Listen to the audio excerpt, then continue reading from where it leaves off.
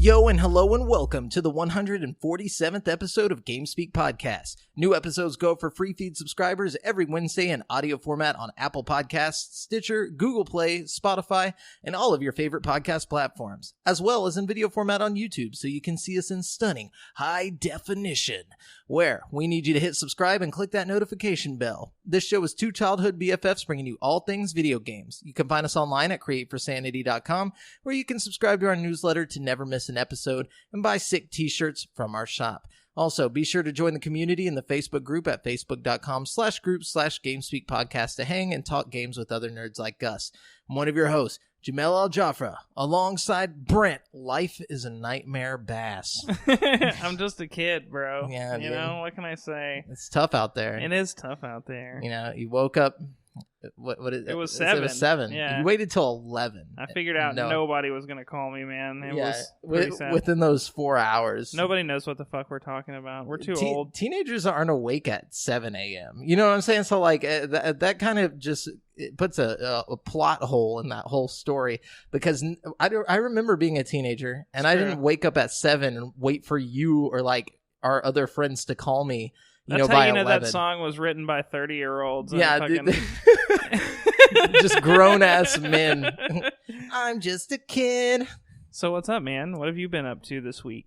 Oh, man. I got a lot to tell you about. Oh, really? Well, take it away. You want me to take it away? Let's hear the story. Well, first of all, I got to tell you, I was supposed to get my Quest. I don't know if you remember last week. I was talking about, the Quest. It's going to come. Amazon told me it was going to be here on the 6th.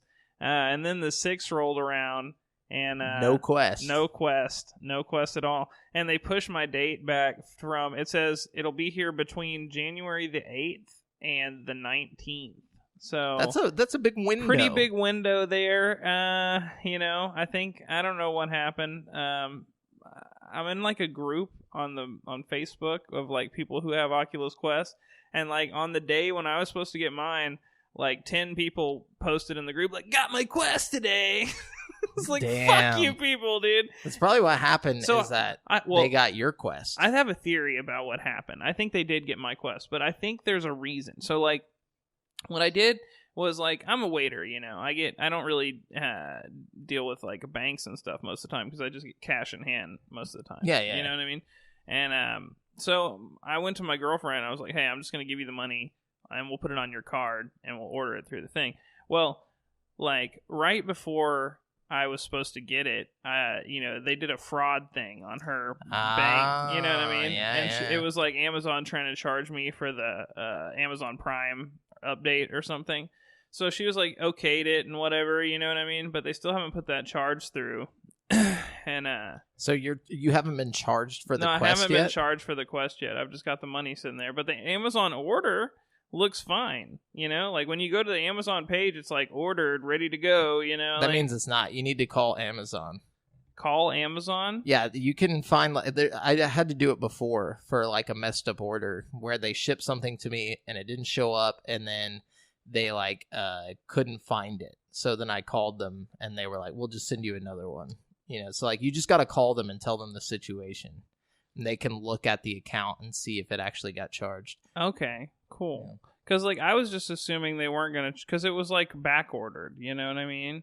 Yeah. So I was assuming they just weren't going to charge me until they get mine in stock or whatever. And then I assumed they tried to charge me. And it wasn't there. And it couldn't go through because of the fraud thing. You know what I mean? So I'm hoping that they'll just try to push it through again when more get in stock. You know what I mean? Yeah, for sure. Maybe. I would still call just to be safe. Yeah. Because you might never get your Quest at this rate. I know. It's a hard quest. But in the meantime, I've been keeping myself sane with lots of shows and... Yeah, what you been watching? So, okay, I went to the movies and I watched the Grudge remake. Did you see it? I did not, because I was on the way to the movie theater to watch a different movie. And, well, at the time I didn't know that. We were like, what are we going to watch? And we looked at the reviews and we were like, we're not watching that. Yeah, so we didn't watch that. We watched something else. Yeah, good. You saved yourself a lot of time. It's really bad. Is that bad? It's really, really bad. And you know what sucks? Is it's like kind of a good idea. What they did was like they rebooted The Grudge, basically. Like basically like what the movie premise is, like some American lady goes to the original Grudge house and like gets the Grudge Curse and then comes back to America with it, and then goes so crazy that she like kills her husband and child, and then a new Grudge Curse is born in America. So like, wait, so the Grudge Curse can now procreate and create new hexes? Yeah, pretty much. I mean, that's not necessarily the weirdest part about the, like, actually I thought that was kind of a cool idea, and I think if they had executed it well, it could have been really, you know, a neat story. But like the acting was bad, and the fucking scares were all like direct ripoffs of like the old original. Grudge. They showed that in all the trailers too. Like, I mean, you saw it. It was terrible, dude. Like it was just really bad all around. How like, was the? I fell asleep a couple times. That was like it was terrible. It didn't even sound like. I mean, it sounded like it, but it wasn't like done in a scary. You know, like the original one, they put it in the right spot at the right time. Like, you know, the part where it starts doing it through the phone and it gets loud and it's like scary as hell. Like, there's none of that. It would just like you'd see the monster standing there and it'd be going, and you're like, okay, we get it. You know what I mean? Yeah. I don't know. Yeah, at that point, we already see you. You don't have to make noises too. And that's another thing. It's like that was the reason she made that noise was because like the way she was killed, you know what I mean? Yeah. So in this way, it doesn't make sense. It doesn't really make sense, no. Because like they just do it because it's scary. It's like, okay, you know, you were, you know, killed in a different way. You shouldn't be doing the same thing as the girl from the, I don't know. It's just stupid. Like, it wasn't well thought out, but it was like it was like the bones of a really good movie with like no muscle. With nothing. No flesh. Yeah. I like but that. Then, but you know, I think one of the other reasons why I didn't like it is because I had just got done watching like the best horror show I've ever seen in my life. Have you ever watched Marianne on Netflix? No. What's that? Okay, it's like a foreign horror show.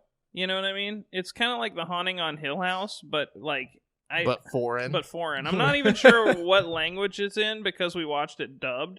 Which, if that tells you anything, I watched a live action dubbed show all the way through. It was that good. It was that good. Like I got to the point where I didn't give a shit about the dub weird lip movement thing. Like, you know, and I'm assuming if you don't mind reading subtitles. Oh, excuse me. Holy shit. God damn. Holy shit. Came from the depths. Sorry, I ate a bunch of fajitas before this podcast. But if you don't mind reading subtitles, the acting is actually really good. If you do just want to watch it dubbed, like the dub isn't so bad you can't watch it at all. It's actually like really, really good. It's like Haunting on Hill House quality, like scares. Like it's really, really good. I'll have to give it a check. It's one of those that's like, I don't know, the story's interesting. Like it's just weird and good. If you like horror stuff, it's like essential. It's on Netflix too. It's a Netflix original, so it's not going anywhere, I don't think. Nice. And I watched that In the Tall Grass movie you were talking about the other day. That movie was good up until the end, and I was like, what the fuck? I kind of like the end. It was like the middle part that kind of, it was like, okay, like if it was like in quarters, it would be like the 3/4 mark. You know what I mean? Yeah, where I think it just gets a little weird. It gets a little like... I feel like they could have cut a lot of fluff out of it. Like, there's a lot of stuff they could have cut out and made the movie a little bit shorter, and it would have still had all the fun twists and turns, and probably been a lot more concise and...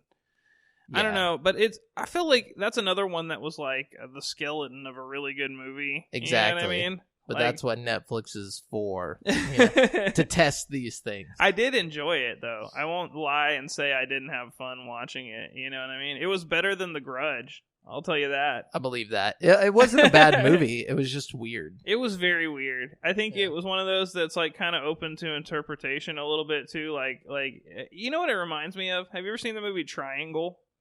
No, I don't think so. It's really, really fucking good. It's about these people who fucking, like, are lost at sea for wait, some never reason. mind. I have seen this. You have? Where they're on the Bermuda Triangle and like they get they on keep the abandoned boat going through different like time. Yeah. Okay, I remember that. It's very much like In the Tall Grass in a lot of respects, but I don't know. I really enjoyed that movie.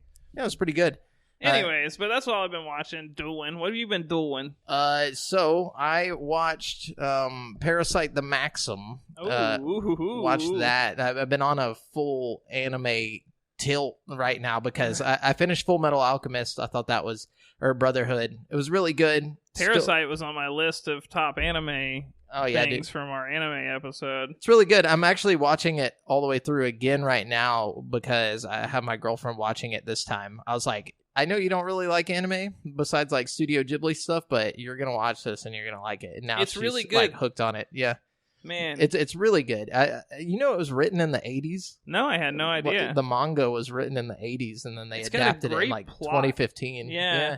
It's really good. The art style is so visceral in that show. Like, I don't know. It's just like, it kind of, but it's also like got the comic relief and it's like, it's not too dark, but it gets dark. At certain points. Yeah. Like after watching Hunter x Hunter, nothing will ever be like dark. Like on a level like that. So like is that show like really dark? It gets really dark like towards the end, towards the last arc. But like this, there was only the part with like, I'm not even going to say what it is, but I'm not going to spoil it. People watch it. But there's like one part where it's like, oh man, that sucks. But like it's not like on a level where you're like, oh my God. But like the main character, he's kind of like a bitch at the beginning. And then he slowly becomes like more like endearing, and then you're just like, okay, I love this character. And then the relationship even develops with his Migi. Little hand monster. So his hand is like a creature or a parasite. But like it's so funny because by the end, like whenever you first see the hand, you're like, okay, this is just too much for me. This is just anime on top of anime, you know. And then like, but by the end of it, you're like, you are, the way they explain it like in the lore behind everything is really the rule set is good. And then like whenever like by the end of it, you love the hand character, like the character of Migi, like you actually feel genuine, you know, like emotion towards that character and what happens with that character and stuff. For sure. But and the whole thing, like the theme song goes ham, you know, the dub is really well done. But yeah, I recommend watching that if you like anime and you're looking for a good one. If you like horror stuff too, it's got a lot of like horror elements to it. Kind of. I wouldn't even say that. I don't think anime has enough to it to be horrifying. Like it's more of like it's got horror aspects, but it feels more like that movie, The Faculty. Like, it's like, I could see that. You know, where it's like feel good by the end of it because I mean, like obviously a lot of terrible things happen. No, that's a great analogy. It's a lot like the Faculty. That's my jam, dude. I love The Faculty, bro. And then I saw Knives Out. I've heard that's good. It was good. It was a Ryan Johnson whoddunit movie. Apparently, they're already working on a sequel for it. That's what I heard. Yeah, with the Blanc guy, which is Daniel Craig's character. He's like the detective in the whole thing. But it's a pretty interesting movie. It's fun because it's a whodunit, so the whole time you're trying to figure out the mystery. I've heard it's like a modern day Clue kind of. Yes, without all the humor. I mean, there is humor in it, but they didn't try hard enough with the humor. It's definitely Last Jedi level humor, where it's like, okay, Ryan Johnson, I know you now as a person. Yeah. No, but did you know he made Looper? I did not know he made Looper. Wow, I didn't know that either. No, Looper. I like Looper.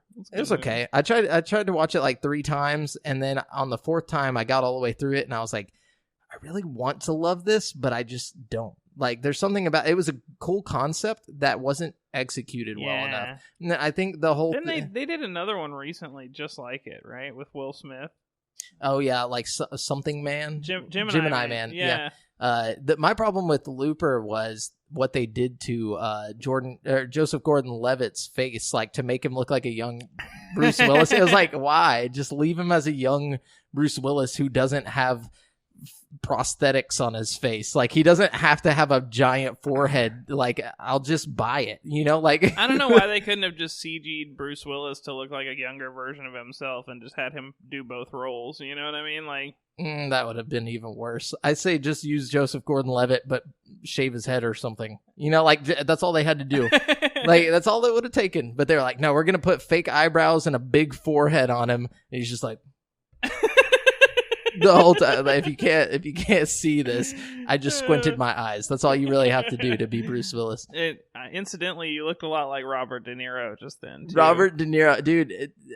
Yeah, did you watch that movie he just was in? The Irishman? The Irishman? No, it's really long. It's a long movie. That's the reason I haven't watched it. And it's not... I do want to watch it, but it's so long. I feel like I need to set aside a big chunk of time. But that movie will...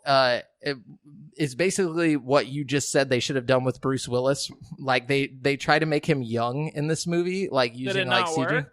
Dude, it looks so uncomfortable. Like, just watching that movie, like everybody else looks real, and then he just looks like this like fake ass. And they changed his eye color too to blue, like for some reason. Was the movie itself any good? It was good. I mean, it's definitely a Martin Scorsese movie. Like, it's exactly what in a Joe Pesci movie at the same. It is that. Like it is what it is. But it's not bad. But I guess we'll jump into the news. Yeah. Just so you guys know, we're using articles from gaming news sites from around the web, and we do not claim any of the material as our own. We are simply giving commentary on said articles. Brent, I'm gonna let you go ahead and start doing this because I gotta fix something real quick. All right. Well, I will lay two of them on you guys right now because the first one's kind of short. But it's exciting nonetheless. If you are a Game Pass user out there, Grand Theft Auto 5 is now on Game Pass. They also recently added like The Witcher and some other stuff. So, Game Pass's arsenal is just growing by the second. And, got to get on that Grand Theft Auto 5. Also, let's see. When Microsoft announced the Xbox Series X during the Game Awards in December, the company did so with the accompanying tagline, "Power Your Dreams." The marketing slogan is meant to communicate that the new console is so powerful it can create things you can only dream of. Microsoft really liked the slogan, so much that it has now trademarked it. So don't say "power your dreams" at all, or you'll get sued. Pretty much. That's the long and short of it. Nothing will ever power your dreams but Xbox. Yeah, you can't have your dreams powered any other way. So don't put it on shirts, footwear, jackets, because they got it all trademarked. They filed like 4 or 5 different trademarks. Pretty crazy. Yeah, but it's pretty interesting to already be knowing what the slogan of the next generation is going to be. Dude, it's so close, dude. Yeah. It's about to happen, dude. Oh, yeah. Because remember, it was like, let's play together or whatever. Now it's power your dreams. Speaking of slogans, it's not even really newsworthy, but they announced the PS5 logo. And it's basically just the PS4 logo with a 5 on it. I saw that. Such big news. I know. They announced, it was like everybody was freaking out, like, oh no. Dude, for real, the whole internet was like, yes. I'm like, the guys, PS5 logo. It's like guys, what I mean, but at like, this we already point, know what the Xbox is gonna straight up look like and stuff. Like, yeah, but that shows you how much love they have from the gaming community at the moment. PlayStation, I mean. Oh yeah. My thing with the whole PS5 look is that now I'm starting to get this like Apple feel from Sony, where like, yeah, they're going more like exactly the same look in every way. Like even their controller, they showed off their controller and it looks exactly like the DualShock 4. The Xbox controller looks exactly the same too, though. True, but we've already seen the tower. I'm afraid that, and they changed their logo. No, they didn't. No, you're right. I guess maybe they're both getting like that. It's scary. Yeah, I don't like that. I don't know. I think the PS5 is going to be sick. I think they're both going to be sick, and I think I want both of them. I just don't think I'm going to be able to afford them both at the same time. Yeah. But dude, I don't know, man. I'm pretty hyped. It's I think at launch it's going to come down to which game or which console I have more digital titles for, probably. Yeah. Because that, you know what I mean? Yeah, I think I'm definitely going to have to go Xbox just because. And check it out. Xbox has been preparing for next generation, I feel like, on a heavier level than PS4 ever has, just because they were doing so well this generation. Not Xbox, but PS4. Like, Like halfway through the generation, Xbox was like, we fucked up, guys. Like they straight up, like even Phil Spencer was like, we kind of lost this generation, but we're preparing to come in hardcore for the next gen. Yeah. And so like I have a lot of trust in what they're trying to do. You know what I'm saying? Part of me wants to get the PlayStation just for the sake of the show, so we can have like a full spectrum of like insight on everything. You know what I mean? Yeah. But part of me is like, I really want to utilize Game Pass in this next generation because I feel like it's going to be a big factor in the new. You get every first party title. I mean, I enjoy Game Pass so much. It keeps me entertained like all the time with new shit. As soon as I get tired of what's on it, there's some new shit, and it's usually good. Yeah, GTA 5 now, but GTA 5 was on PlayStation Now up until this point. True, and there's a lot of great games on PlayStation Now. I've been preaching the PlayStation Now thing for a long time, but it still has a long way to go before it's Game Pass. I'm just saying. I don't know. I mean, like, they don't have enough current games on there. Yeah, not enough current games, but their library of older games is really good. Like, they're good ass games, and they're streamable, and like they do have a lot of new games on there too. I would say it's comparable for sure. It's just not as good as Game Pass, and Game Pass is only so good because you get these like. You get first-party titles right off the bat. Like, Outer Worlds and stuff are kind of the things that make Game Pass worth it to me. You know what I mean? Yeah, dude. And think about next generation. Halo Infinite. You won't have to buy it because it'll just be on Game Pass. Now, that's where it's really going to start getting... Whenever all these first-party fucking, like... exclusives are just popping on there, dude. Like Senua's Sacrifice or whatever, the new one, that's going to be fucking right off the bat. They're going to have a lot of hot shit. Psychonauts 2... Every single first-party title. That's so all these exclusives that haven't been announced that are coming from these like teams that they just acquired, are all going to be there for the Game Pass, players. So I'm excited for that. Me too. That's why I'm going to have to go Xbox. And honestly, I really feel a draw towards PlayStation, but I just don't. I don't want to gamble it because I'm really on the fence, dude. You know. Like, I think I might go PlayStation, like I said, just for the sake of the show. But, there's a big part of me that's leaning towards Xbox, too. I don't know. We'll see. So this is from Chris Priestman at IGN. It says, Nintendo has announced a Nintendo Direct for later this week that will be themed around Pokemon. You'll be able to watch the whole presentation over on Nintendo's website or YouTube channel on Thursday, January 9th, 2020. Starting at 6:30 a.m. PST or 9:30 a.m. ET.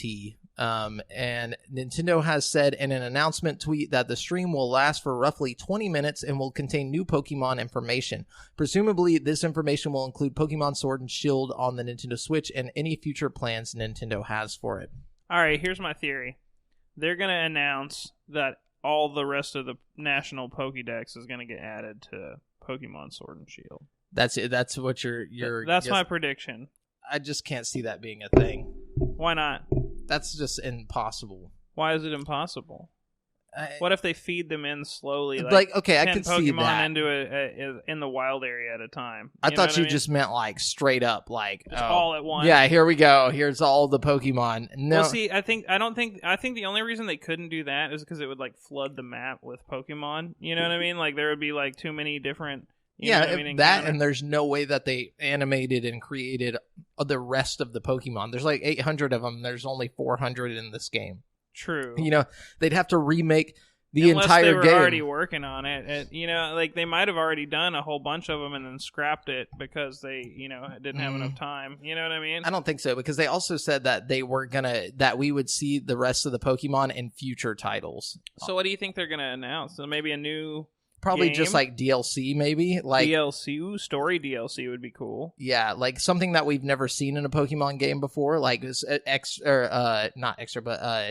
downloadable content, like maybe new clothes and stuff that you can buy in the shops or something. I'd be cool with like that too. Yeah. I like having clothes to buy in the shop because in Pokemon games I always end up with just fuckloads of money that I don't need because I battle so much and all the Pokemon money.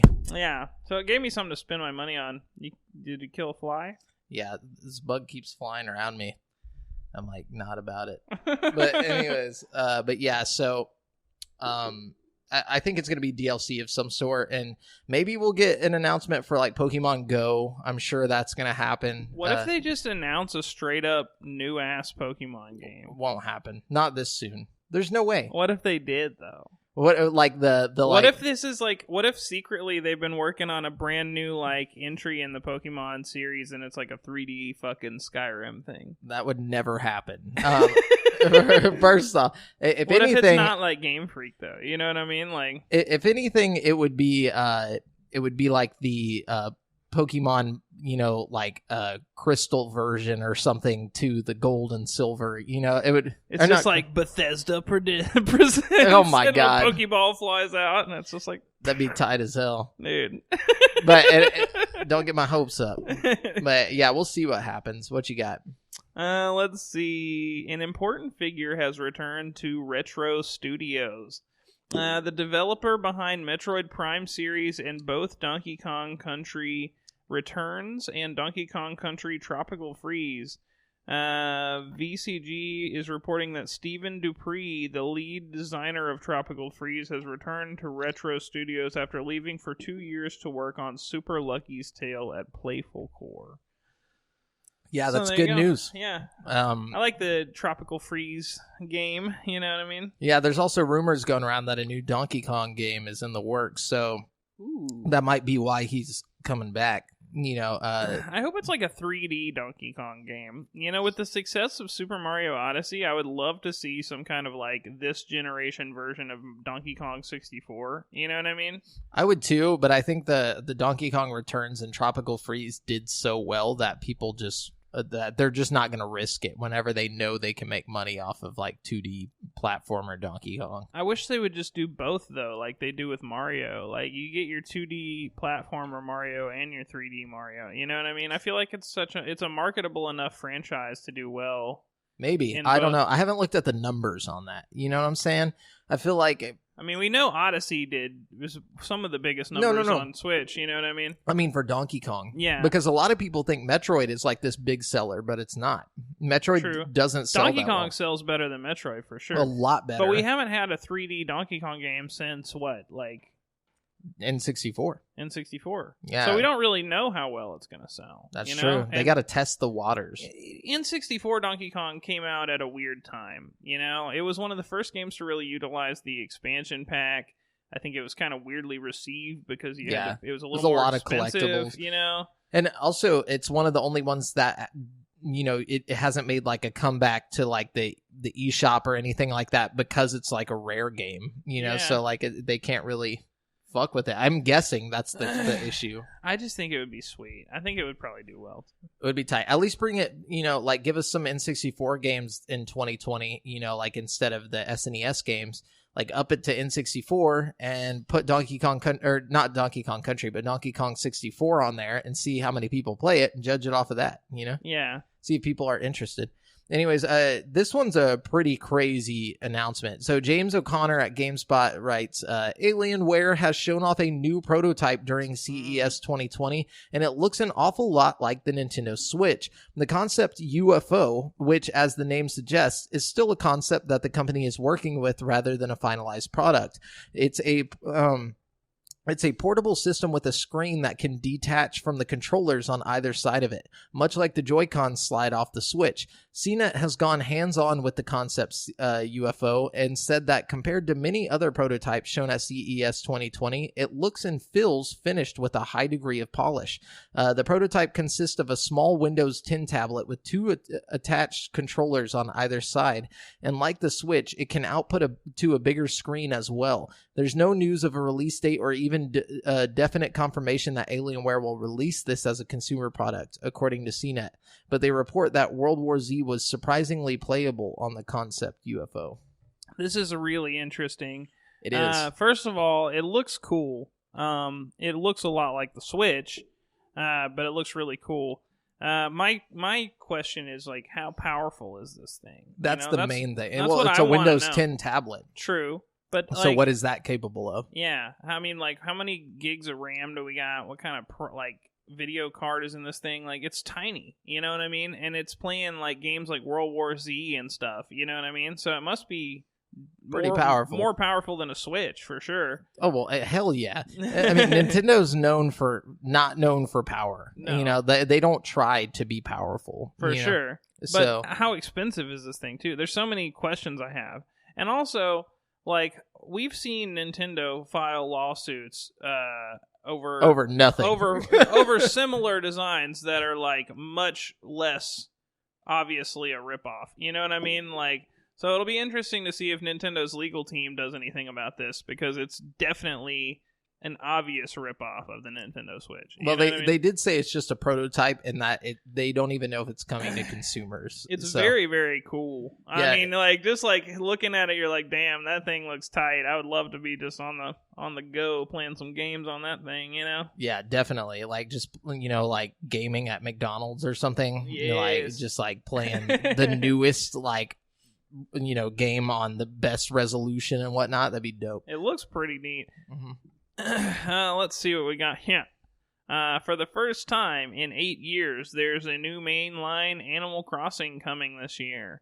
Nintendo announced Animal Crossing New Horizons during E3 2019, showing off the next generation of the series on Nintendo Switch. Although the title was originally slated for last year, it is now scheduled to release March 20th, 2020.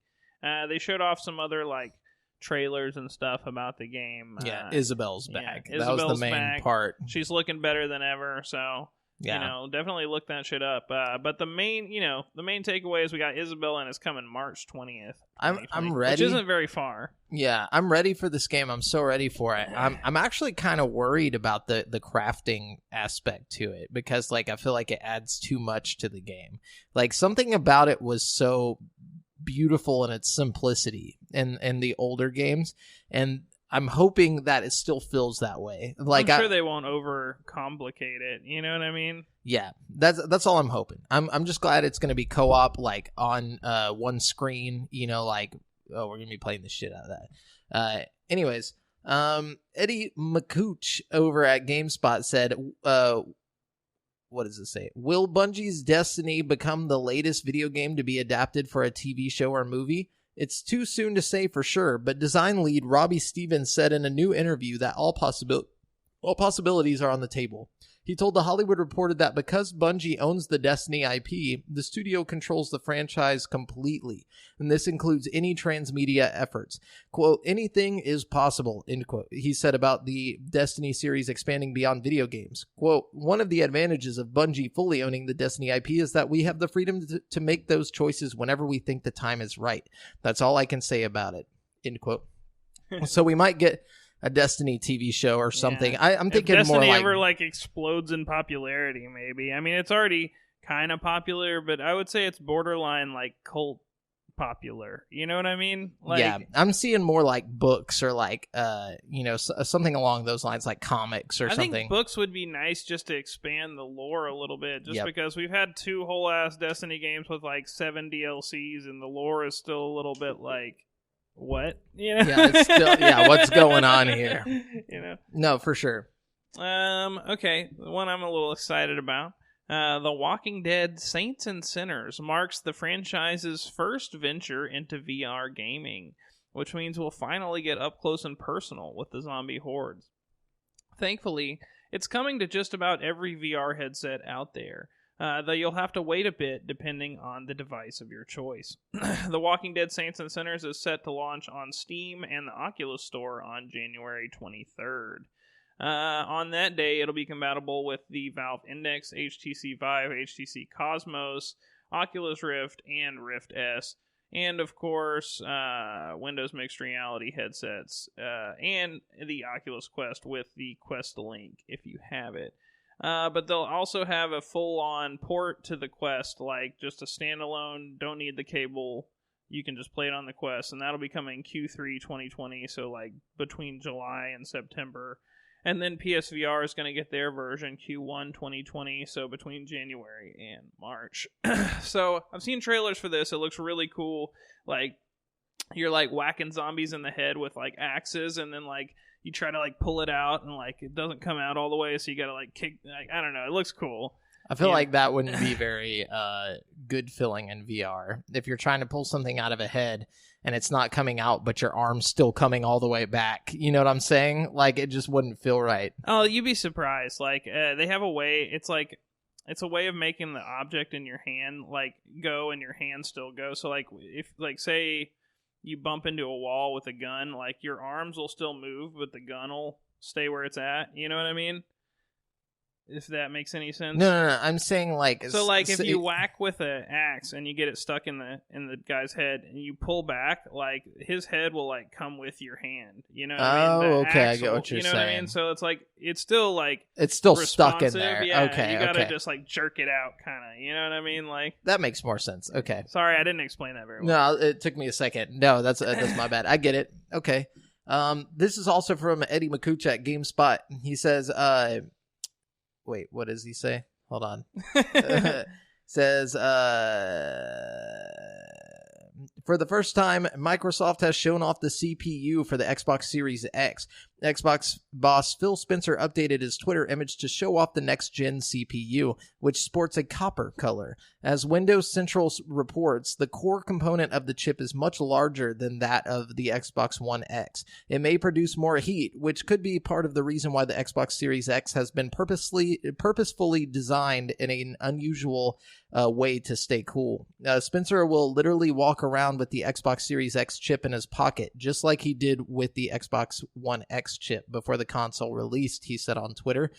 Spencer also shot down speculation that he's attending CES 2020, saying he's staying back at Microsoft headquarters in Redmond, Washington. Some people speculated that there would be Xbox Series X news during the AMD CES 2020 keynote, and it did make a brief appearance where we seemingly got a quick look at the back of the system.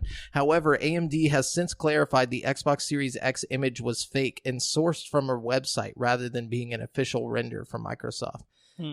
Yeah, so well, we got to see the CPU, and that's news. And I think the real news here is that Phil Spencer carries it in his pocket. So that is definitely the real news here. Yeah, he's putting a lot of work in. You know, it's like his lucky rabbit's foot. You know, he just carries it for luck. Every time he sees some news, like PlayStation's making big move, he like puts his hand in his pocket and like rubs the CPU. Like, I know we're gonna do this, buddy.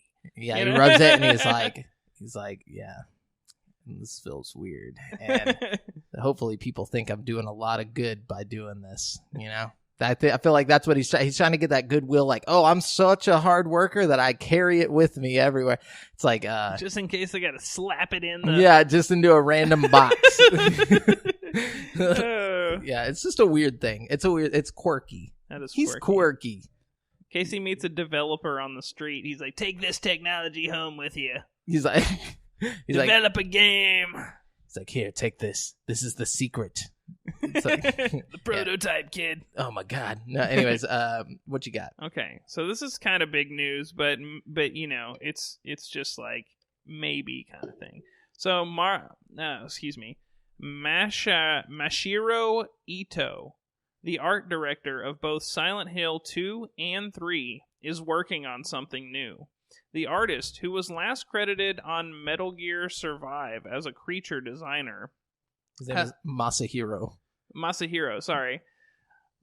Sorry. I was like, what is he I'm bad with names, okay? You know? This is why I do podcasting, okay? Ito. I could never do anything else that requires me to say people's names. I got you. Has announced on Twitter that he's been brought into a new project. Ito has left Konami and has been working as a freelance artist, but he says that he is a core member of this new project. In the tweet, he says that he hopes it, quote, won't be canceled, perhaps recalling the debacle with Hideo Kojima's Silent Hills in its 2015 cancellation. In a follow-up tweet, Ito clarified that he could not yet talk about the project just yet, with like a little winky face. The Silent Hill series, particularly the first 3 entries, have long been praised and celebrated for their twisted enemy designs and strong art direction. Ito was a monster designer and background artist on the first game before becoming art director of the second and third games. He has not served as the art designer on another project since. Damn. So, I mean, That's a long time ago.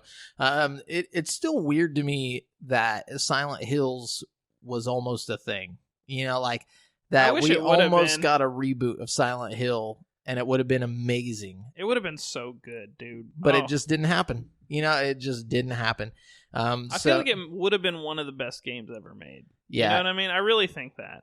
And unfortunately, whatever Masahiro is working on right now, I have a feeling it doesn't matter. It's not going to be anything big. You don't think it's going to be the new Silent Hill game? No, he's just an art director, and no, he said he didn't say who he was working for. And I think he would have said if he was working for Konami or whatever, he would have said that, I don't know, man. Maybe. We'll see. I want to see. We got to watch. Yeah.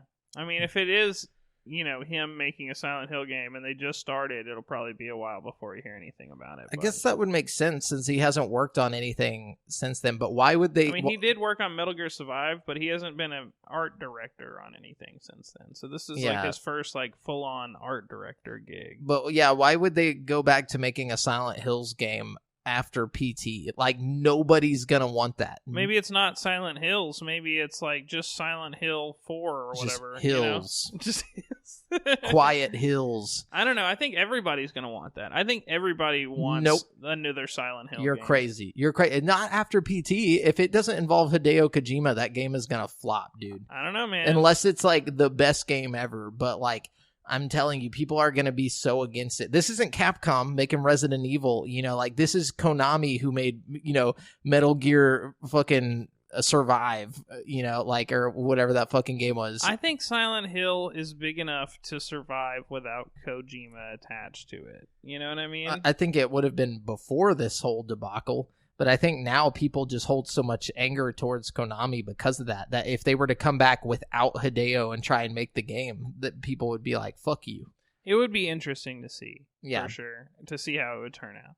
There'd be a war. No, but no, just kidding. Steve Watts at GameSpot says, The Lord of the Rings Gollum isn't slated to release until sometime in 2021, but developer Daedalic Entertainment has revealed more details on the game. And the new revelations include how it treats the look of the iconic character, game mechanics, and even more characters from the deep bench of Middle-earth lore. According to a profile in Edge magazine, Daedalic is going its own direction for the look of Gollum, saying it isn't modeled after Andy Serkis's depiction in the Peter Jackson trilogies. It will take place years before the events of the Lord of the Rings novels, which means pulling in new side characters like Thranduil, the father of the Fellowship member Legolas. Gollum is described as a stealth action game, letting you sneak around Middle-earth locations like Backordered. Guys, I don't know anything about Lord of the Rings. The Dark Fortress in the heart of Mordor. This is how I feel when I'm trying to say all these Japanese developer names. Ring wraiths will feature prominently, so presumably you'll need to evade them as they chase the ring. Art director Matthias Fisher curiously said Daedalic's versions are quote-unquote less cool than the movie depiction, but indicated he's looking to offer a new take on the creatures. Why would you say it's less cool about your own creature? This whole game that's going to be based around your shit. You're it's going to be less cool than the movies, but it's coming. I can't imagine a stealth game where you play as Gollum being fun. Yeah. I just can't. I don't see it. Especially if he looks less cool than what already didn't look cool in the Lord of the Rings movies. Yeah, not hyped about that. I am kind of hyped about that new X-Men movie coming out. Did you see the New Mutants? New Mutants? Yeah. It looks interesting. It's supposed to be a horror movie. I know. I'm excited about it. Doesn't look very scary, but it does look very X-Men-y. Yeah. Which is what I'm excited about. Yeah. Very British for some reason. Why is everyone British in it? I don't know. A lot of British people are getting more popular nowadays. No, that's not my question. It's Brexit. with X-Men. No, No, I mean, because like normally X-Men is like an American thing. You know what I'm saying? Yeah. Well, old Typically. Charles Xavier. That's true. He is very British. I don't know where Maybe else. he just wanted some diversity at the school. He's like, I don't have enough of my own people. It's not his school. It's like at some like mental institution where they trap mutants. Oh, okay. Maybe it's set in England. Then. Yeah, it looks interesting. I was about to say, the X-Men school's gotten a lot scarier. A lot scarier. Since Yeah, I'm excited about that. Yeah, what you got? Oh, that's it. That's all the news I've got. Okay, well, I got a little bit more. James O'Connor at GameSpot says Platinum Games is gearing up for a big 2020 and is promising some big announcements. The studio is currently working on Bayonetta 3 and Babylon's Fall, both of which we're expecting to see more of this year. In statements given to Japanese website Inside Games, which were then translated by Siliconera, studio president Kenichi Sato and studio head Atsushi Inaba have talked about their plans for the year ahead. Sato says that he promised at the end of 2018 that 2019 would be a year where the curtain rises for a new stage for Platinum Games, but that it's happening a bit later instead. He said, I believe we'll have several big announcements to deliver early in the new year, so please look forward to that. As Sato points out, the Tokyo Olympics in 2020 mean that, quote, the world will be watching Japan. And as a studio representing the country, Platinum Games are looking to go all out to get attention from fans around the world and bring smiles to everyone. Inaba's statement is brief, but he promises that starting early on in the year, I believe will continue to roll out various announcements, big and small, throughout the year. Okay. Let me see if I got anything else on here. This was some pretty big news by Kevin Nezevek at GameSpot. Vince Zampella, co-founder of Apex Legends and Star Wars Jedi Fallen Order developer Respawn Entertainment, will head up EA Dice's LA-based studio. The Los Angeles Times reports. Under Zampella's leadership, EA plans to expand the outfit and have it release an original game. Up until now, the LA-based Dice studio has primarily been responsible for providing support for Dice Stockholm, developer of the Battlefield franchise. According to the LA Times profile, the office will remain separate from both Respawn and Dice Stockholm under Zampella's leadership, but will probably be rebranded to establish its own identity. We will probably rebrand, Zampella says. We want to give it a new image. We want people to say this is a destination you can go and make new content. I think they've kind of gotten the branding that they are the support studio for Dice Stockholm. I think rebranding is important for showing people, hey, come work here. We're going to do some amazing things. I wish this guy would stay where he's at and head up a sequel to the fucking Star Wars game. Yeah, right? Because honestly, that game is like fucking really good, dude. Well, it says while he leads the LA Dice office, Zampella says he will remain on as head of Respawn. Oh, cool. Yeah, meanwhile, Jedi Fallen Order director Stig Asmussen will lead Respawn's narrative-driven branch. Chad Grenier will oversee Apex Legends, and Peter Hirschman will helm the previously announced VR Medal of Honor game for Oculus Rift called Medal of Honor Above and Beyond. I forgot about that. Yeah, and it's a Respawn. That's really exciting. I hope they put a Quest version out. I think they probably will. If it's through Oculus, I feel like most of the things that come out through Oculus from now on will probably have like a Quest version of it that comes out. You know what I mean? Definitely. And then from Chris, by way of Chris Hayner at GameSpot, while we don't know what Star Wars stories will be told on the big screen in the future, Disney CEO Bob Iger has hinted at what the future of the franchise could potentially include. With the first season of The Mandalorian ending on the Disney Plus streaming service, it's entirely possible... Everyone's canceling their membership. It's entirely possible it or any of the service's upcoming Star Wars offerings could wind up becoming movies.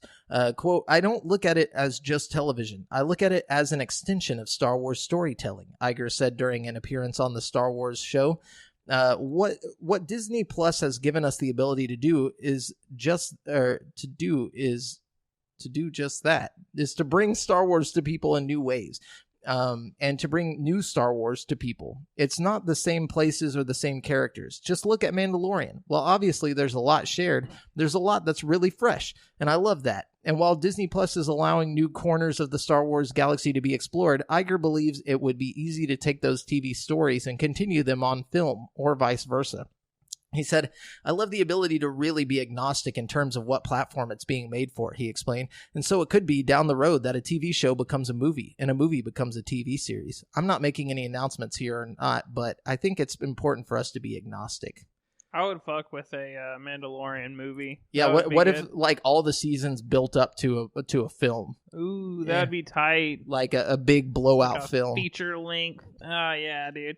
Because that's my one thing about the Mandalorian episodes. They always feel too short. I'm always like, oh, I want more. You know? It's definitely short. And it should be turned into a rated R movie. Oh, yes, dude. Rated R. I want Baby Yoda fucking things. You know, like... Getting punched. Yeah, dude. Hard. Over and over That again. happened a lot already. I just want more abuse for Baby Yoda. Yeah. I want Baby Yoda to get laid. You know, I want him to become teenage Yoda at some point, you know. I think that's where the show should go. I think Baby Yoda... I think, like, the Mandalorian should raise Baby Yoda into, like, a little Mandalorian until the Mandalorian dies from old age, and then the Baby Yoda should go on and continue his, like, Mandalorian legacy lifestyle. Yeah. Yeah. He carries on that legacy. He finds him a woman, you know, or creature, or, you know, whatever they decide to do. But that would be tight. Some tall Twi'lek chick. Anyways, that's it for the gaming news this week. We're going to jump into this week's releases, where I'm going to let you know what brand new games are coming out in the next 7 days.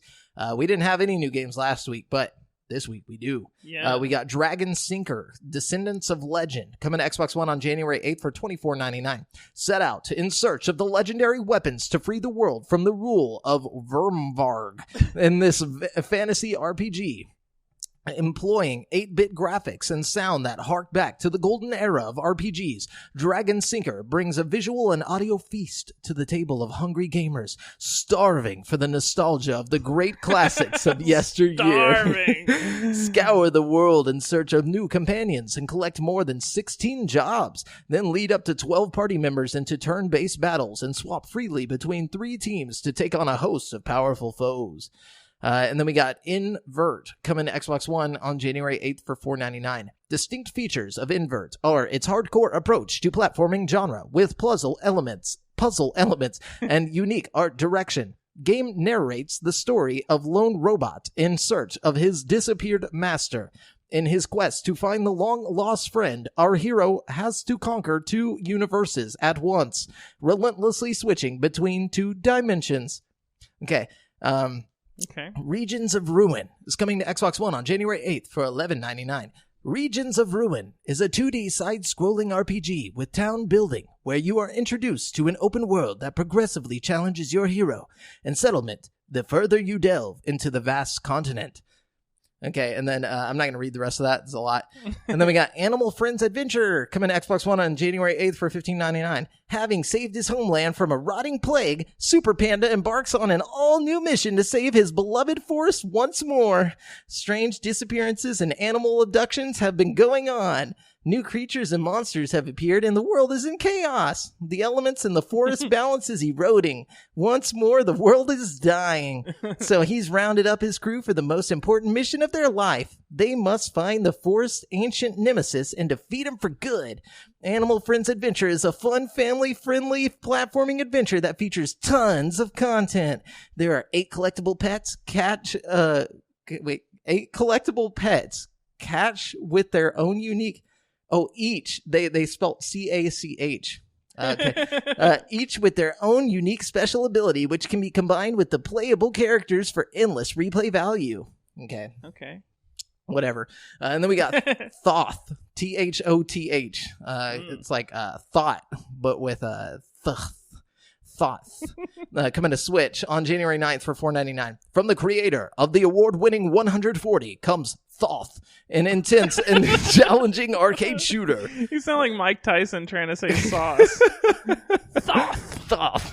Each stage will put your puzzle solving and finesse to the test as the arena changes, surprising you with new mechanics to wrap your mind around. And then we got Monster Hunter World Iceborne coming to PC on January 9th. Everybody knows what that is. I was about to say, isn't that already out? Not on PC. Oh yeah. Then we got AO Tennis 2 coming to PC on January 9th. Couldn't find a price for this. And AO Tennis 2, the second game in the official Australia Open Series. Tennis fans can take themselves from the outside courts to the center stage glory in all new narrative-driven career mode. For the first time in AO Tennis, success for a young, talented player depends as much on external events as great play on the court, which provides deeper immersion into the world of professional tennis. I don't give a fuck. And then we got Paper-Bound Brawlers coming to Xbox One on January 10th for $9.99. Run with scissors in a gravity-defying party brawler. Be a gravity ninja. Between 1 and 4 players, run with scissors, walk on walls, and lob ink bombs in whimsical yet intense battles within the pages of old storybooks. Play as a variety of characters from old books or as cameo characters from popular indie games. Paper-Bound Brawlers features a variety of game modes including Classic Versus, Gravity Ball, and Capture the Quill. It also offers a co-op campaign for 1 or 2 players. Okay. Sounds interesting. That does sound interesting. It kind of sounds like Brawlhalla. Yeah, I was thinking that. But in a book. Okay, and then we got Super Mega Space Blaster Special Turbo coming to Switch and PS4 on January 14th for $4.99. The modern take on the retro arcade shooter, Super Mega Space Blaster Special, is a fast-paced, frantic blast of shmup action. The Turbo edition of Super Mega Space Blaster Special is the definitive edition, giving you more ships, more game modes, more unlockables, more challenges, and more space blasting fun than ever before. Blast your way through 5 unique game modes, including 2 new Turbo Edition modes. Save cute astronauts and destroy the boss to claim the victory in Save the Colony mode. Manage your fuel and ammo to survive the big boss in Survival mode. Protect your mothership from damage for as long as you can in Protect Mother mode. Blast your friends into space dust in local competitive multiplayer modes, to the Death mode, and the new One-Shot mode. Play alone in single player or with a friend in local co-op to take out the aliens, collect coins to unlock more space blasters, ships, upgrade your weapon and power-ups, and explore the shop for extra perks. Okay. Wow! And now, a billion Atelier games. So we got Atelier Aisha, the Alchemist of Dusk, coming to PS4, Switch, and PC on January 14th for $39.99. Okay. Atelier Aisha, the Alchemist of Dusk, aims to fulfill the desires of every Alchemy RPG fan with new features, battle system additions, and brand new storyline and characters. Atelier Aisha, the Alchemist of Dusk, follows the story of Aisha Altugle, a girl who has been living alone in a secluded workshop ever since her grandfather died and her younger sister went missing a few years ago. She supports herself by making and selling medicine. That's how that works. It's called drugs. As the story begins, she finds out that her younger sister is alive somewhere in the world. Now, she must devote herself to finding her younger sister. Her journey to keep her promise begins. And then we have Atelier Shali, Alchemist of the Dusk Sea, coming to Switch, PS4, and PC on January 14th for $39.99. She also sells drugs. Atelier Shali, Alchemist of the Dusk Sea, closes the final chapter in the Atelier Dusk series and is the incarnation of features developed based on community feedback of the previous Dusk titles and new systems that combines ease of entry for newcomers with the choice to advance gameplay for longtime fans. There's a bunch of stuff. And then Atelier Dusk Trilogy Deluxe Pack. It's coming to PS4, Switch, and PC on January 14th for $89.99. Oh, shit. Yeah, the Atelier... Better be good games. It's like $90. Fuck. The Atelier Dusk Trilogy Deluxe Pack includes all 3 beloved Gus titles that comprise the Dusk Trilogy. Atelier Aisha, Atelier Eska and Logi, and Atelier Shali. The pack includes most of the previously released DLC content, allowing Atelier fans to experience the acclaimed Dusk Saga all in one package. Atelier Aisha, yeah, okay, you get the point. And then also you can get Atelier Eska and Logi on the same day for $39.99. So you can get each of the 3 games for $39.99. Or you can just buy the deluxe pack that comes with all 3 for $89.99. Okay. And then finally, we got Orange Blood coming to PC on January 14th. I couldn't find a price for this game. 1990X, New Koza. It's the end of the 20th century on a historic timeline different from that which we know. A man-made island off the coast of Okinawa is humming with a dirty, exotic vibe. And it's awesome. Rust and faded concrete glisten in the morning sun and the late-night neon showing off the various faces of the island. Orange Blood is a role-playing game inspired by 90s hip-hop. Explore the man-made island of New Koza as Vanilla, a prisoner of a gang war charged with a secret mission in exchange for her freedom. Take down mobsters and robots for procedurally generated loot drops of powerful guns and fresh armor-enhancing sneakers to load up your crew of tenacious yet cute companions on this mysterious mission. Tactically reload guns in a turn-based and ability-focused battle system. Vibe with an original hip-hop inspired soundtrack while you explore this stylish alternate version of 90s history. Okay. My God, there was so much words today. I'm like sweating. I can only imagine. Jeez. I can't breathe. I think this is it. Is that it? No, I mean, that's the last of that, but it might be the last of me. Here, let me take it away for a second to give you a breath. We got some free games. Oh, shit. We got the PlayStation? Yeah. Yeah, we already did the Xbox last week. So yeah, so PlayStation put out theirs a little, fashionably late as usual. So this month we're getting the Uncharted Nathan Drake collection, which is actually the first 3 games in the Uncharted series. You get Uncharted Drake's Fortune, Uncharted 2 Among Thieves, which is like acclaimed as like the best Uncharted game. I think a lot of people really like the second one. And Uncharted 3 Drake's Deception. So, 3 for the price of 1. That's pretty cool. Nice. And you're also getting Goat Simulator. Ooh. That's a fun game. Yeah, it is a lot of fun. And it's 2-player, so, it's stupid, but it's a lot of fun. Very stupid. It's like if you played Tony Hawk without a skateboard. Exactly, and you're both goats. Yeah. Exactly. I think there was a goat in Tony Hawk. I think it comes from that. Oh, shit. I'm pretty sure there's like a big running joke in all the old Tony Hawk games where there's like a dude like fucking a goat. Not like actually you know what? I think you're right. I think that was in the It was like in Underground. Yeah, in the Underground game. In 4. I think it went from 4 up. Like all of them had that. And I'm pretty sure the people that made Goat Simulator worked on those games. So, interesting. Yeah, I'm pretty sure. Could be wrong though. Anyways, but yeah, so let's jump into currently playing. I'm currently playing, or I played Untitled Goose Game. I played a little bit of it. I can't figure out how to make the gardener get his sun hat, so... You want to know? Yeah. You want to know the answer? I kind of do want to know the answer. There's a little crate over by the bushes, like where the pumpkins and stuff are. And if you move that crate, there's a hole in the bush. And so what you do is you pick up that red rose, and like whenever he comes to put it back down in the ground, you grab his hat off of his head, and then you run through that hole before he can catch you, and he just like gives up, and so he walks over and grabs his other hat and puts it on. Okay. Yeah, spoiler alert. No, I'm just kidding. So get his hat. Okay, got it. I was trying to get the sun hat. I was like picking up brooms and trying to like knock it down. Yeah. Yeah, I tried the same shit. Yeah. But yeah, I played a lot of that. I got to like the 3rd area. And it's a fun little game. I think it's kind of funny. I don't know. I think it's kind of overhyped a little bit, in my opinion. Extremely overhyped. It's like you do one thing in that game and you've played the whole game. Yeah, for sure. You don't have to keep playing to understand. Me and my girlfriend were just playing with it just because it was funny. Yeah, it is funny. It's not something you play alone. It's something that you play with friends as like a joke. It would be a great streaming game. That's probably why it got so popular, because it'd be fun to stream and just like fuck around with the people and stuff.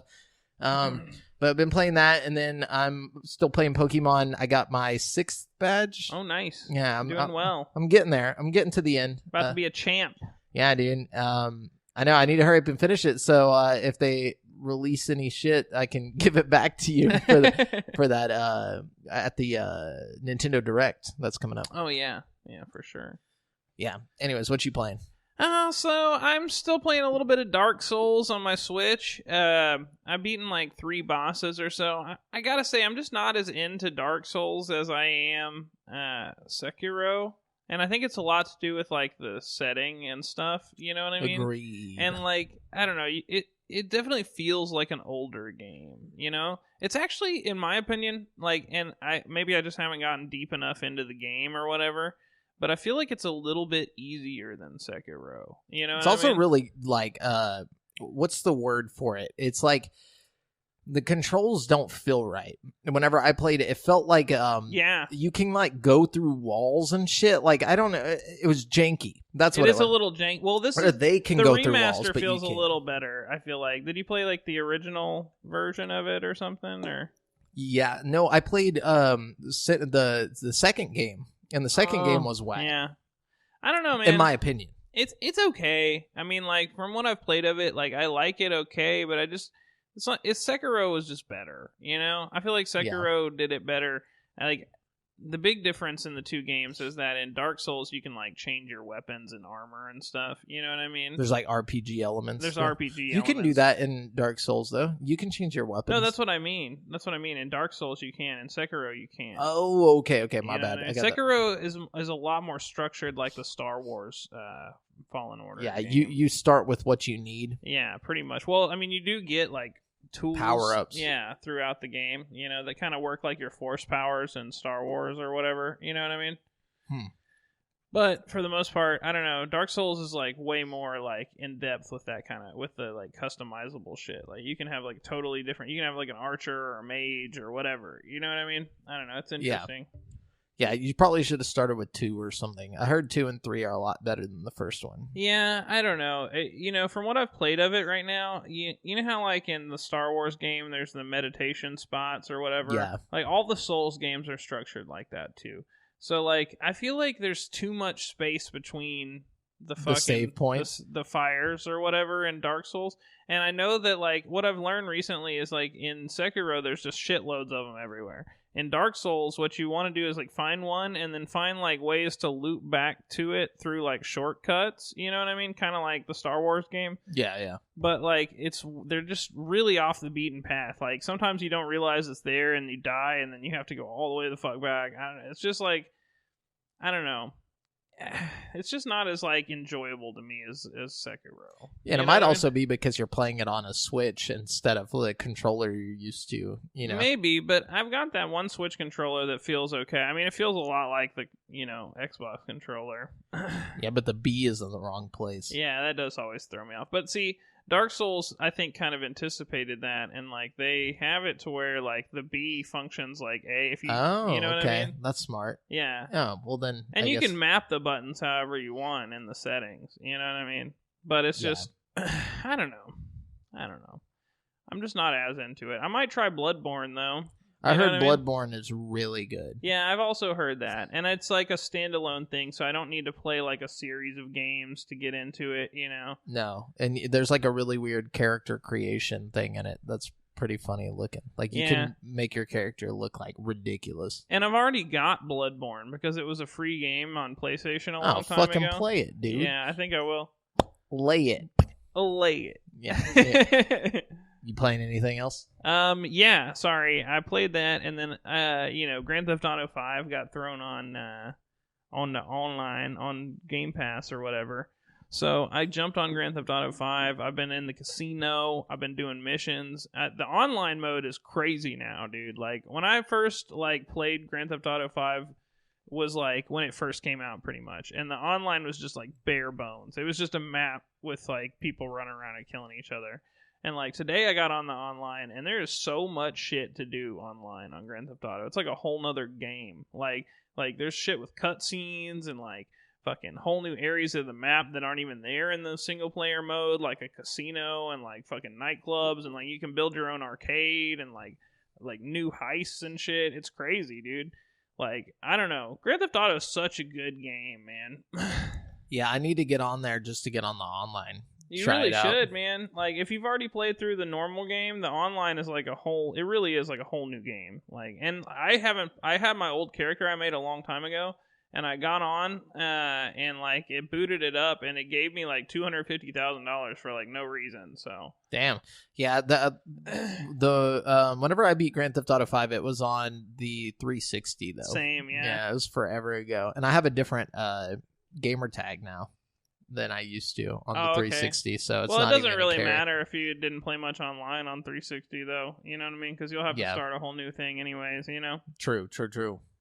And so that's what you've been playing? Yeah, that and I found out about that Skyrim thing on the Alexa. Have you ever tried that? Mm-mm.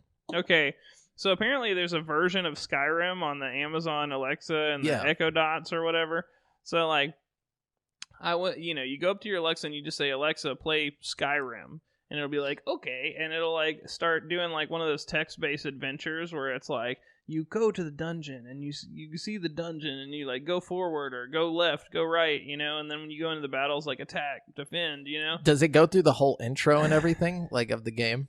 No. Okay, so it's not really the game. No, it's just like a joke. Yeah, it's more of a joke, but it is playable more or less. Like if you're into like D&D kind of things and you just want to sit there and play D&D with your Amazon Echo, kind of, that's basically what it is. It's like a way for you to just...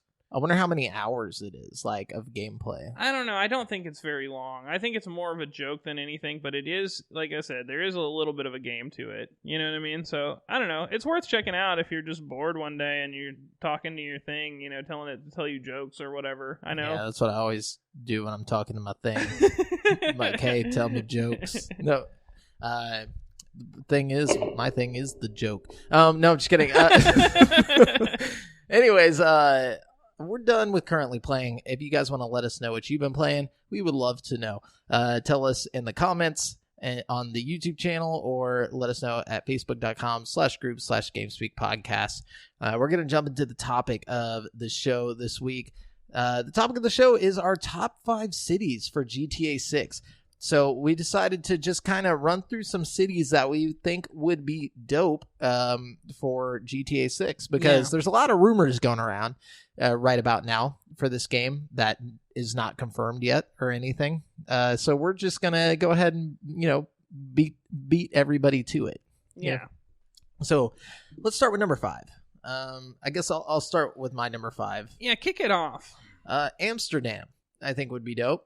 Just because red light districts, prostitution's legal. You know, you got your marijuana cafes, you got the nightlife, you got like the whole like just freedom to do whatever you want in Amsterdam. Plus the scenery is amazing. You know, it's in the Netherlands, so It's going to be like a whole new feel. Places that we've never seen, and obviously, it's not going to be Amsterdam. It's going to be something, you know, like how Los Santos and all that stuff.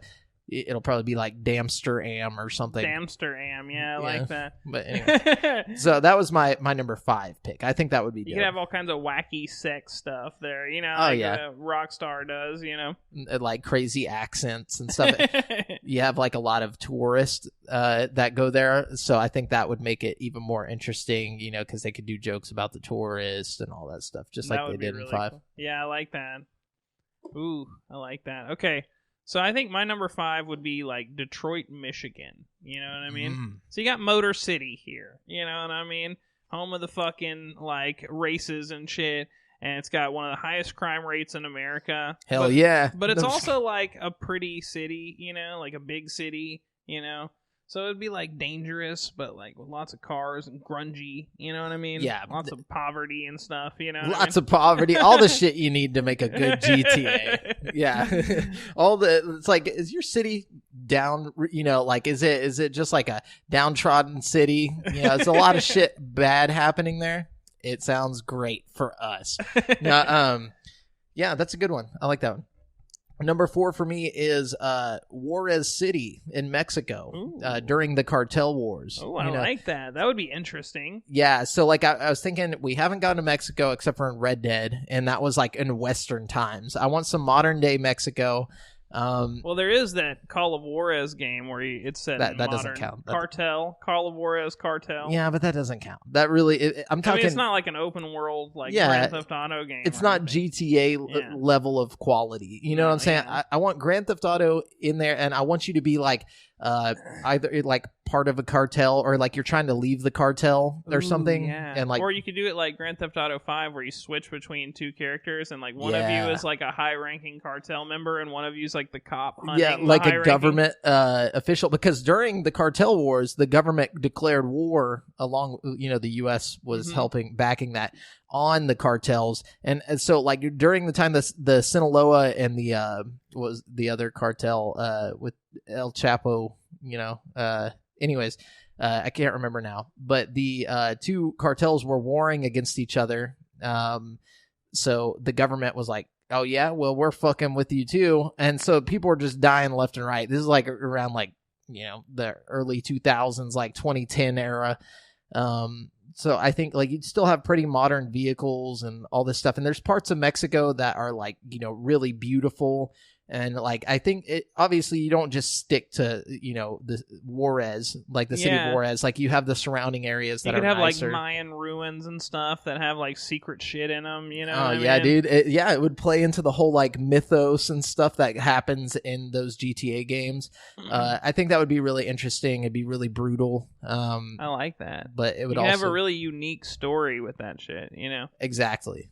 And you'd finally get to play as a Hispanic character in a Grand Theft Auto game. Oh, yeah. Cultural diversity, bro. Hell yeah. Bring it on.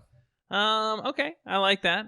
So my number 4 is Denver, Colorado. Oh, shit. So I think it'd be cool to have like a consistently like snowy area in a Grand Theft Auto game. You know what I mean? Like one that's set in like a snowy mountain town. And you can snowboard. Yeah, definitely. You get snow skis. But also Denver is one of those like super rich areas that like I feel like it would be hilarious for Grand Theft Auto to like parody the, just the wealthiness of it, you know what I mean? And you could have like little towns that are like nondescript, ski towns that are like circle the map, you know what I mean? So you could like find like different ski lodges and there would be like mini games you could do like skiing and snowboarding, you know what I mean? Yeah, and like you could get snowmobiles and shit. Dude, yeah, snowmobiles. You could luge. Dude. Can you luge? Can you do that in Colorado? I don't know, but that's another thing about Colorado. Like you were saying with Amsterdam, it's got the like legal weed and stuff, so there's other like quirky things about Colorado that could totally work with the. Oh yeah, dude. For sure. That'd be a good and the spot. wilderness. You go off in the woods. There's the big beautiful Bears trees and animals. Yeah. Hell yeah, I like that one. My number 3 is Tokyo. Ooh, Tokyo would be good. It would. It's densely populated. GTA has never been to the east. You got the Yakuza, mountains and forests. You got historical landmarks, and then Tokyo Drift. Yeah, baby. dude. You also got cool transportation options because they all take trains, and the infrastructure's weird. So like you could be 1 minute like in the big metropolis, but then the next second you're in like a historical like countryside with like there's monkeys, there's like crazy animals that you would never think of. And knowing Grand Theft Auto, they would take it to the next level, like with the whole Japan being so ahead in technology thing. Mm-hmm. Like they would have like robot drivers pick you up in the taxi and shit. You know what I mean? Like people walking robot dogs and like their robot girlfriends and shit. Yeah, dude, that would be tight. That would be funny and great. I think that would be really good. Yeah, and you still have your gangs. You got the Yakuzas and stuff like that. And then you got people dressing like rockabilly and stuff in the streets. Like anime would be really funny to make fun of. Anyways. Hentai, yeah. Hell yeah. So I'm thinking Moscow, Russia. You know what I mean? Ooh, good call. So you got like this bright, vibrant architecture with like a seedy underworld, and everybody's got like crazy weapons on them all the time, and like fucking, again with the snow thing, I think snow would be really cool. And also, the biggest thing is you could bring back Nico from Grand Theft Auto 4. That's what I was thinking. Fan favorite, you know what I mean? And have like a prequel to 4, but like before he moves to America. Yeah. You know what I mean? Like all the trouble that he gets in fucking 4 that ends up making him go to America in the first place or whatever. You know what I mean? True. I was thinking that too. I was like, how could I make it in Russia? But I couldn't think of a good city. So yeah, you got it. Yeah. I like that one. Number 2 for me is it's a fake version of a real city. The Warriors 1970s New York and Coney Island. So like take it back to the 70s and like be in the same on Coney Island, like where the Warriors takes place. Just because that whole feel was different, like compared to other GTA games and stuff like that. But make it a GTA game where you can steal cars and it's an open world. You can get New York's been a lot of it was in a lot of Grand Theft Auto stuff, but I think if they did it in the 70s, it would be a lot different. And in this fictional 70s where there's these random gangs, that are like all trying to bop, you know what I'm saying? That would be really funny. I could see that being like hilarious with like all these gang members rolling up on you, like, yeah, dude, just ready to beat your ass because it's time to bop, and like have that whole like soul like punk feel to it. You can go out and like tag shit and like spray paint it and stuff. Like that's how they could bring back the Warriors without making another Warriors game. Is like just mix it in with Grand Theft Auto. That would be interesting for sure. Mm-hmm. I like that. Anyways, So my number 2 is not exactly like a city. It's actually, I think it'd be cool to do like all of Hawaii, like the whole state, but like unlock the level like island by island at a time. Yeah, you know what I mean. So like Hawaii is 8 islands, 8 main islands, right? Yeah. But the 8th, there's 7 islands that you can visit, and the 8th island is actually privately owned by like 2 dudes. You know what I mean? That's fucking crazy. Isn't that nuts? So like a whole 8th of Hawaii is like owned by 2 guys that just like fucking like, oh, you can't come here. That's so crazy, dude. But like I think that would be hilarious to like play off of in the game. You know what I mean? Yeah, you and, gotta like break into their private like island. Exactly. And like the island life, you could like focus a lot more on like boats and helicopters and stuff as like modes of transportation as opposed to like cars and motorcycles and shit. You know what I mean? Oh yeah, and it definitely have like a more Far Cry like look to it, Oh, you know, yeah. with the water and stuff. Like, it'd be beautiful. I like that, and volcanoes and all that be shit. Sick, dude. Yeah, like jump into a volcano or throw people into volcanoes, or and just stuff. have like the volcano like randomly erupt like once a year and just like shit. That would be cool. I like that one. And then number 1, just because I'm biased, is Houston. This is also my number 1. Yeah, and there's really no other reason, because it's probably not that great of an idea. I mean, I don't know. There's a lot of good reasons why Houston would make a fucking wonderful environment for Grand Theft Auto. First of all, Houston's huge. You know, it is huge. There's so many different aspects of Houston as a city. You know, like, yeah, it's very, very. There's lots of dangerous parts to it. You know, depending on where you're at. You know, so you can have that whole grungy Grand Theft Auto feel to it. But then also, you do have a lot of diversity. You have a lot of like art and the zoo and all that stuff. Like, I feel like that would be interesting aspects of it. NASA. You know? NASA. Oh shit, I didn't even think about NASA. And also because you have these developers who don't live in Texas, so they have this outside perspective of what they see. I was about to Houston say, like as. a satirical look at Texas would be hilarious. Oh yeah, you know dude. What I mean? And also, like you were saying earlier, with like the nondescript cities, like it wouldn't be Houston. It would just be like a Texas city, like a vague Texas city. So you could do like, you know, outer lying cities, like with like the Alamo and shit. You know what I mean? Or you could fucking. You know how, like, in Grand Theft Auto 5, there's, like, the main city area, and then you go, like, up above the map, and there's, like, the desert area where you go to be Trevor, you know what I mean? Yeah, yeah. I think that you would have, like, your big city area of Houston, and then, like, above it and below it, you'd have, like, small towns that would be, like, you know... Or, like, Galveston. Yeah, you know, it's like you have a beach and stuff Galveston like that. Would be great, yeah. Yeah, that I feel like that's...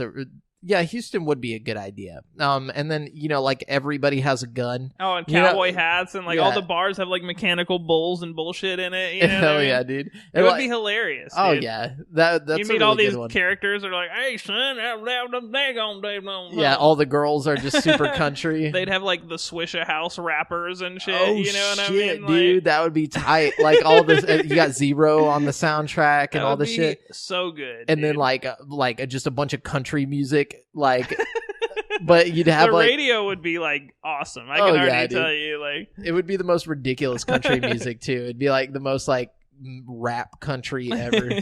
But anyways, yeah. So that's our top 5. I got like a couple honorable mentions. Yeah, we'll run through those. Go ahead.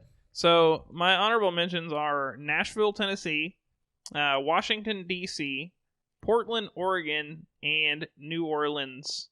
New Orleans is a good one. I feel like that's a very specific like culture, you know, that you won't find anywhere else. Yeah, for sure. I was thinking like Bourbon Street and like the voodoo thing, you know. Oh like, yeah, dude. And the one infrastructure of the Mafia is games so was in New Orleans, grungy. I think. Yeah, I think the newest one, wasn't it? I think so. It didn't. It wasn't as like.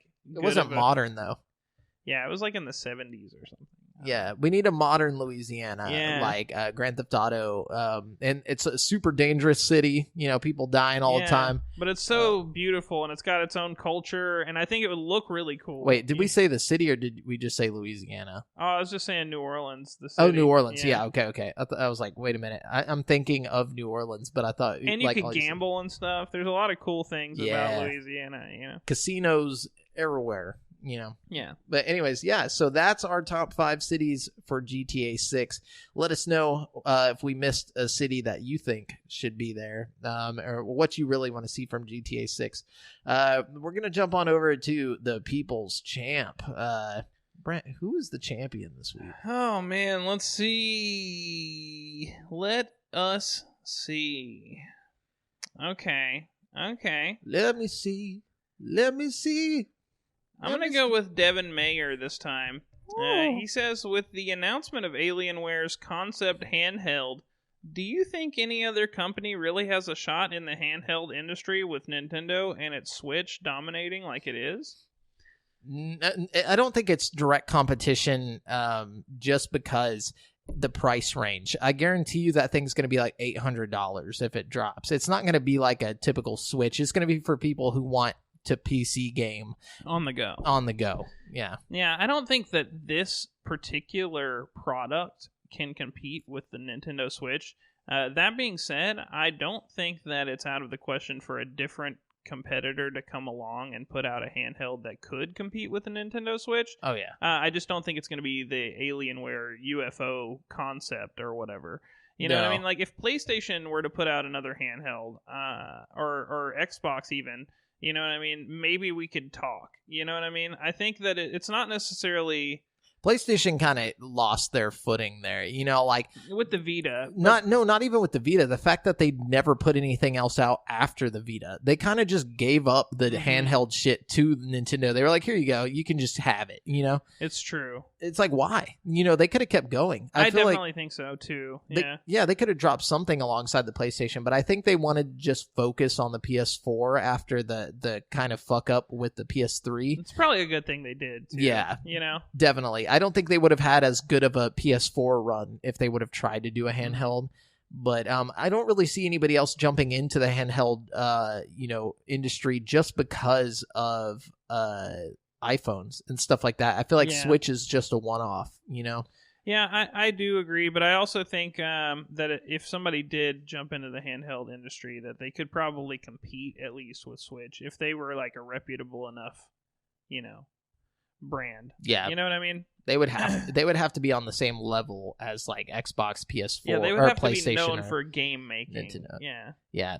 And I don't think Alienware is really as like it's a known brand, but not to console gamers. No, they don't know what that means. Yeah, I don't know. That's interesting. But yeah, thanks for being our champion. Yeah, thanks for being the champ. Good question, Devin. So we got Chad McLean here. Going on to the normal quests. Ooh, the listeners, the listener questions. Yeah, the plain Jane questions. We got Chad McLean here. He says, if you could have any job, what would it be? This. Yeah. But as a job. Yeah. I don't have to go to work because work is life. Yeah. Definitely. Yeah. Speaking of which, guys, we're probably going to be jumping on another channel for a little while, just doing more shows, so like, and we might be doing another show here pretty soon. We'll have more on that. I just want to kind of, throw out a little tease there that we have some news coming up possibly. Just expect content. Yeah. Expect the unexpected. Yeah. Thanks, Chad. Good question. We have Cody Goolsby here. He says, game designer or game developer? ?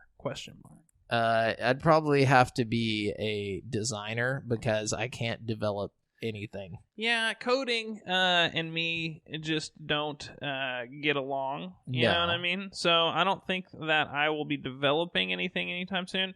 I would love to design some shit. I'm with you, Jamal. Yeah, I like watching, I like to watch YouTube videos of, Hideo Kojima, working on the original Metal Gear, because he was the designer. So, they use Legos to build, the levels, and then he would put, a little camera on, this little stick and run it through to do the cutscenes, how he would literally direct how he wanted it to look virtually by directing a Lego video. It's really cool awesome. to watch. Yeah, how they used to do it. It would just be literally, we're going to build this set, and then we're going to film it the way we want it, and then we need you to digitally recreate it. Wow. So it was very interesting. Think about the task of recreate. He just hands you like a Lego video, like recreate this, make Virtually, it look dope. Yeah, very cool. I'm sure he can develop as well, but he's also like known for his design techniques and stuff. So, anyways, I would be a designer. What you got? Okay, so we have another one here from Stephanie. She says, "Why is a raven like a writing desk?" Is this an inside thing? No, it's like I think this a thing? Yeah, I forget what it's from. Hold on. Why Yeah, is Google this. a raven like a writing desk? What is that from? I don't know. I feel dumb. Lewis Carroll himself proposed an answer in the 1987 final revision of Alice's. It was from Alice in Wonderland, Alice's Adventures, because it can produce a few notes, though they are very flat, and it is never put with the wrong end in front. The early issues of the revision spell never as nevar, i.e. raven, with the wrong end in front. Wow. I feel like that was deep as hell. Yeah.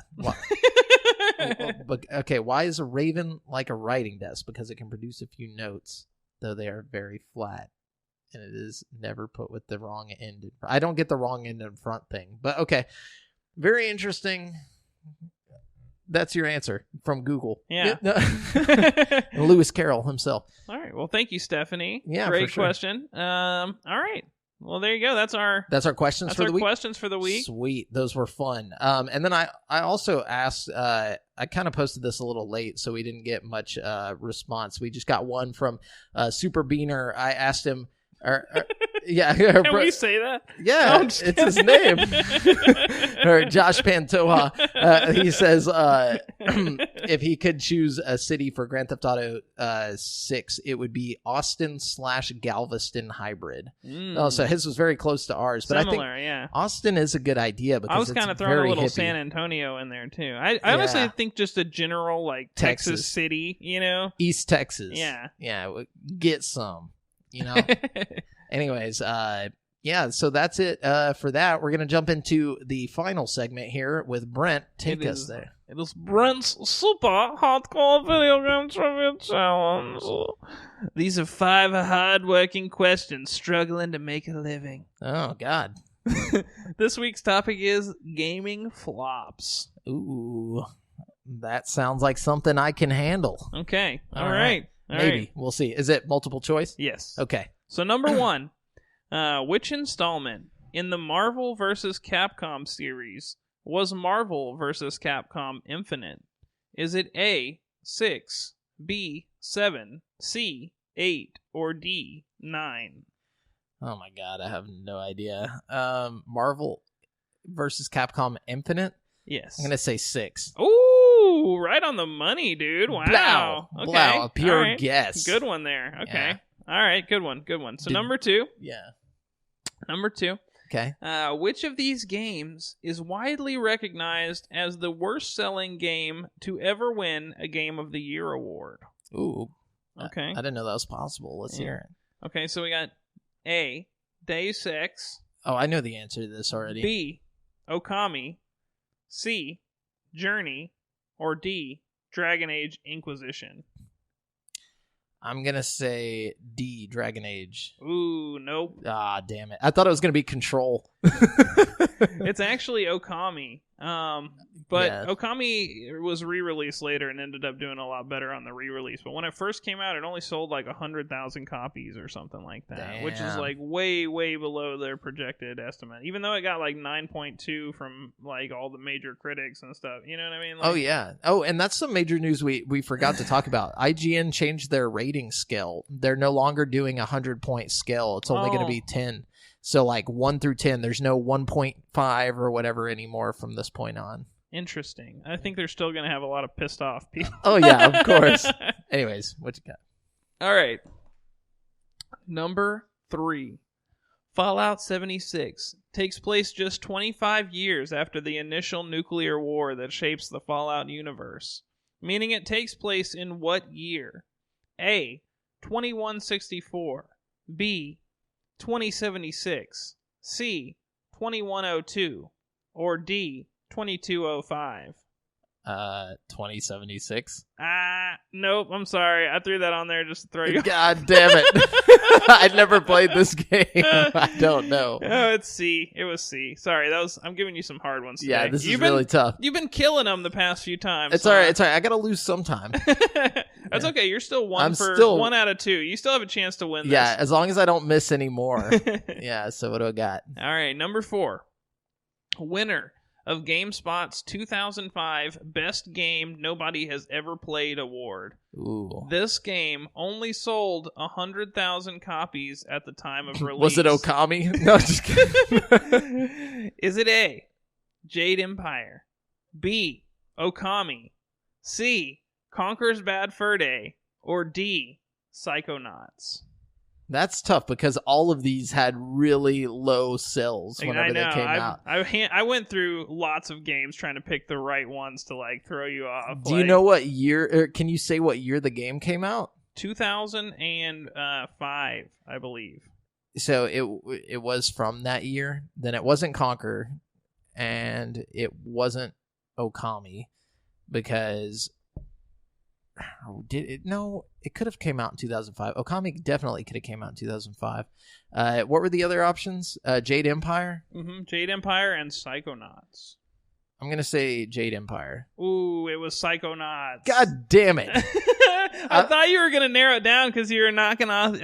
Okami was my one to throw you off because I knew we were going to talk about the 100,000 copy thing, and I was like, okay. Maybe that'll throw him off a little. Okami actually came out in 2006. So, that's what I was saying. I knew it was around that time, but I didn't want to rule it out because of the fact I knew it was so close. It was on GameCube, or not GameCube, on PS2. So I was like, it's got to be around 2005. But my reasoning for not picking Psychonauts is I was like, nobody would put that as one of the best games nobody ever played. In my head, I thought that, but I guess I was wrong. And Jade Empire, nobody played. No, nobody played. It's one of the best games. I know. I just really like that game, and I feel like nobody played it, so I put that on there. Damn. Anyways, final question, even though I've lost. No, it's okay. I'll take it. You're still a winner to me, Jamal. Thank you. All right, number 5. In 2003, Nokia developed a smartphone specifically to Engage. Oh, you got it. Yeah. Boom. You want to hear my fake phone names that I thought up so hard to create? Yeah, dude. Let's hear it. So, the Nokia Razr with 2 Z's. Okay. No. Of course, the Nokia Engage was B. Yeah. And the Nokia NXT. Okay. That's a good one. And the Nokia Pro FX. Those are all really good trigger letters. They sound pretty legit, right? Yeah. NXT. 2000. No. Yeah, well, I got 2 out of 5. 2 out of 5. Still not bad. Not a shameful loss. You know what I mean? Yeah, I could have got 1 out of 5, but that Engage came in clutch. You lost, but you regained your honor. That's fine. And that's my first loss, isn't it? I think so. Yeah. If not, it's your second loss. Mock this day. It will never happen again. Remember, you've been listening to GameSpeak Podcast, courtesy of CreateForSanity.com. The show posts for free every Wednesday on all podcast directories. Be sure to submit any questions you want read on the show to the GameSpeak Podcast Facebook group. Check our video content on YouTube, or check out our video content on YouTube at youtube.com/CreateForSanity. And if you want to stay up to date with your boys, you can find me on Twitter at the handle I'll drop for Jamel, and Brent at Brent has 1. That's the number 1. And check out the GameSpeak Podcast Instagram. Until next time, listeners,